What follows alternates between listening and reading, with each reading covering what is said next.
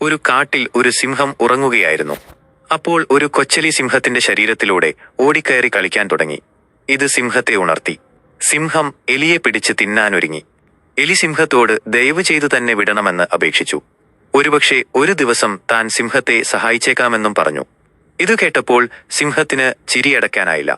താനൊരു കൊച്ചു എലി ഒരു വലിയ സിംഹത്തെ എങ്ങനെ സഹായിക്കാനാണ്? എന്നാലും അതിന്റെ അപേക്ഷ കേട്ട് സിംഹം എലിയെ വെറുതെ വിട്ടു.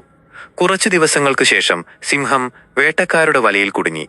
സിംഹം രക്ഷപ്പെടാൻ ഒരുപാട് ശ്രമിച്ചെങ്കിലും അതിന് കഴിഞ്ഞില്ല. അത് വലിയ ശബ്ദത്തിൽ അലറി.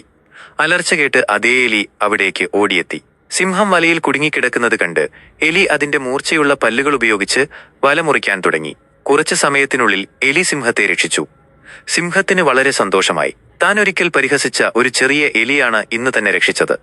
ഈ കഥയിലെ സന്ദേശം ഇതാണ്: ആരെയും ചെറുതായി കാണരുത്. വലുപ്പച്ചെറുപ്പം ഒരു വിഷയമല്ല. ആർക്കും ആരെയും സഹായിക്കാൻ കഴിയും.